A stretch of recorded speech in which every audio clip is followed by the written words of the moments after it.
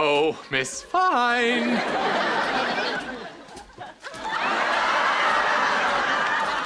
Few sitcoms from the 90s spark as much color and chaos as The Nanny.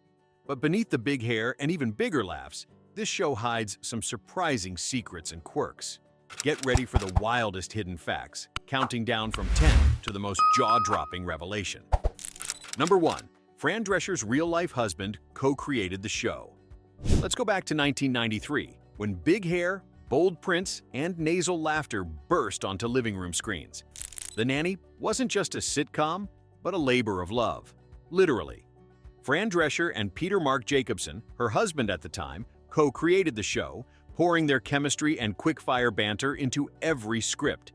Their marriage set the template for Fran Fine's Sparks with Mr. Sheffield, grounding the jokes in something deeply real.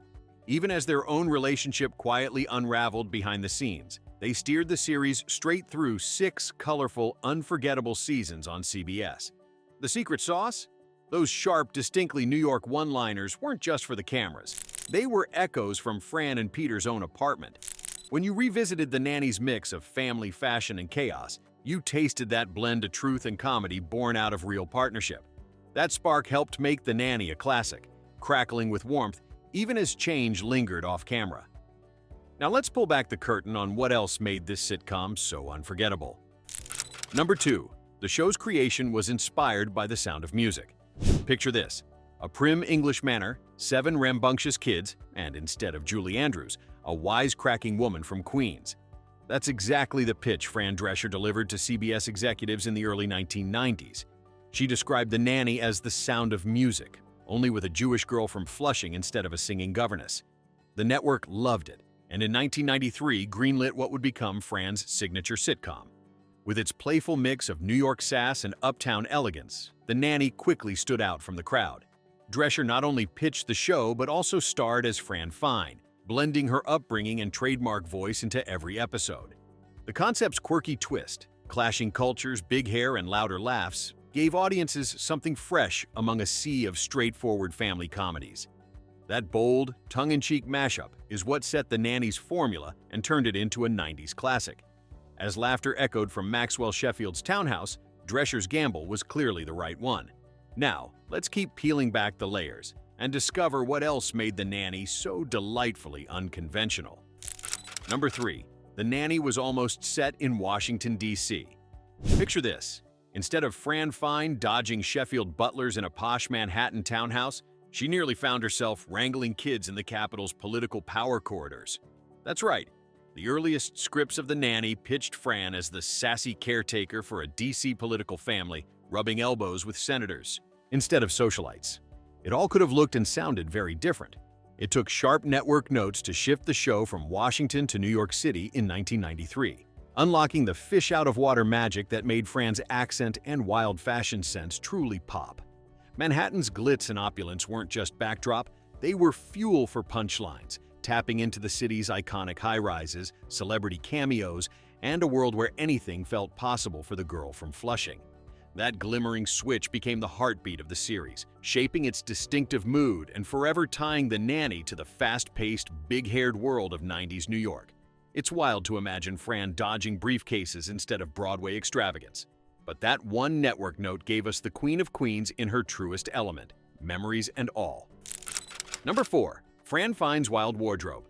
Was real designer couture. Sequins, feathers, wild colors. Fran Fine's wardrobe on The Nanny was a fever dream of high fashion. But what might surprise you is that those figure-hugging suits and dazzling jackets came straight from designers who were shaping the style of the 1990s. Names like Moschino, Marc Jacobs, and Todd Oldham weren't just labels. These were the actual tags sewn into the clothes sitting on Fran Drescher's shoulders every week on CBS. The fashion budget ballooned compared to most sitcoms of its time, but producers knew they had to make Fran shine. Each week, her zany, fearless wardrobe became as much a character as the Sheffield Kids or Sylvia's Fridge. Fans couldn't wait to see which bold look would sashay into the living room next. Decades later, style blogs and rerun channels still dissect every Moschino moment. Fran Fine didn't just wear fashion, she turned it into comedy gold, setting off a ripple that changed what sitcom style could be. Up next, we look beyond her closet to the wild world behind the scenes. Number 5. Niles was supposed to be British. Picture the dry wit of Niles, the ever-watchful butler, trading barbs with CC in the Sheffield's Grand Manhattan home. You might be surprised to learn that the character, so famously British, was never meant to sound like he'd just strolled out of a London club. Originally, Niles was written as thoroughly American, but everything changed when Daniel Davis walked into his audition. Davis delivered his lines with such a razor-sharp English tongue, producers were instantly charmed. His manner, so polished and sly, felt like something straight from the BBC. They ditched their original plan and rewrote the character's entire background just to keep that accent. The twist? Davis was born in Arkansas, and his convincing delivery fooled both viewers and even some cast members throughout the series. From 1993 until the show's finale in 1999, Niles became a beloved British fixture in the Sheffield household. It's a reminder that the perfect spin on a character can come from the most unexpected moments. Makes you wonder what other secrets hid behind those velvet curtains. Let's pause for a second.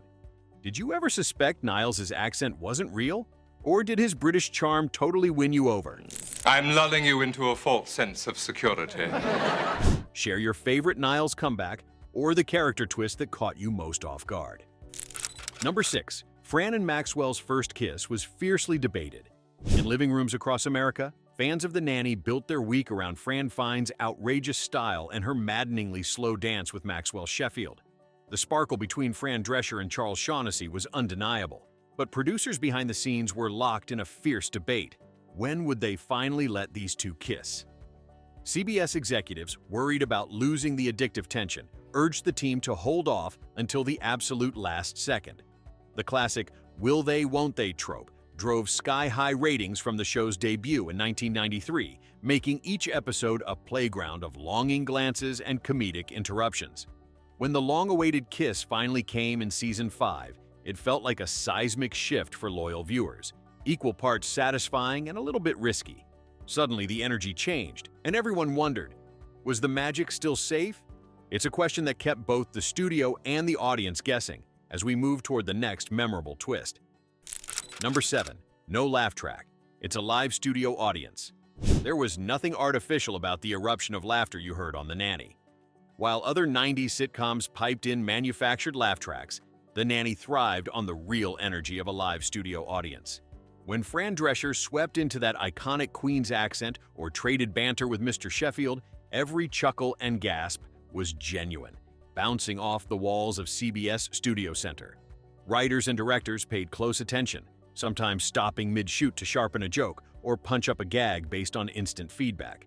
The immediate reaction shaped entire scenes and even rewrites, making the show feel electric, spontaneous, and truly alive. In 1993, you could feel the chemistry on set, with each episode pulsing to the rhythm of spontaneous applause or stunned silence if a joke fell flat. That synergy between performers and the crowd didn't just boost the jokes, it made The Nanny a sitcom where you could almost hear the heartbeats between laughs. Next, we'll pop into some of the show's funniest new directions, and what made each episode so memorable. Number 8. Maxwell Sheffield's famous home is a real New York mansion, flashed to the elegant stone facades of Manhattan. Nothing said old money quite like the grand exterior of the Sheffield townhouse on The Nanny. Those glimpses of black awning luxury weren't just studio magic. The home you saw was the real-life mansion at 7 East 75th Street in New York City. Outside, grand columns and ornate railings hinted at a rarefied world, and for millions of viewers tuning in from their couches starting in 1993, it instantly set the scene for the Sheffield's posh Upper East Side life. Yet step through those doors on screen, and you landed straight onto a soundstage set in Los Angeles, every chandelier and velvet armchair a prop crafted for sitcom perfection. It was classic television smoke and mirrors, turning a real mansion's stately bones into a set piece for family chaos, Fran's flair, and Niles' biting wit. You might still picture those wide steps and glossy doors when you think of the series, a real address forever tangled with TV imagination. And just around the corner, another comedic surprise from The Nanny's wild world awaits. Number 9. Burt, Bacharach, and Anne Morgan Guilbert guest, starred because of real-life ties. Few sitcoms sprinkled stardust quite like The Nanny. When legendary songwriter Burt Bacharach appeared on screen, crooning at the Sheffield mansion, even casual fans felt the air shimmer. His cameo in 1997 was no random booking. It happened because Bacharach shared a close friendship with series star Fran Drescher. Just like Anne Morgan Guilbert, who lit up the screen as Grandma Yetta, found her way to the cast not through a grueling audition, but through her real-world bond with Fran. These personal connections transformed special episodes into true TV events, folding extra warmth and sparkle into the show's already outrageous blend of Queen's charm and British class. Seasoned fans could spot the electric chemistry, while newcomers just soaked in the fun. In a series built on the magic of personality, these moments proved sometimes the best guest stars are friends first, celebrities second. It all made The Nanny feel a bit more like family, where every visit could turn into an unforgettable party. Number 10. Fran Drescher's unique accent is an act. The minute Fran Fine walks through those Sheffield mansion doors, that unmistakable voice fills the room. It's nasal, it's brash, and it's pure Queens. At least, that's how it sounds. But here's the twist. Fran Drescher, who brought The Nanny to life on CBS in 1993, intentionally amped up her natural accent for comedic effect. In countless interviews, Drescher has confessed that her real voice is much less exaggerated, but for Fran Fine, she cranked up the speech patterns and amped up the nasal tone. It was a masterstroke, turning a simple quirk into a full-on comedic signature that audiences couldn't forget. The accent became so iconic that fans still try to imitate it, rarely quite capturing the magic. It's proof that sometimes the most unforgettable characters are built from just a little bit of theatrical mischief. As we move forward, let's see how other quirks and choices made The Nanny a standout in 90s sitcom history.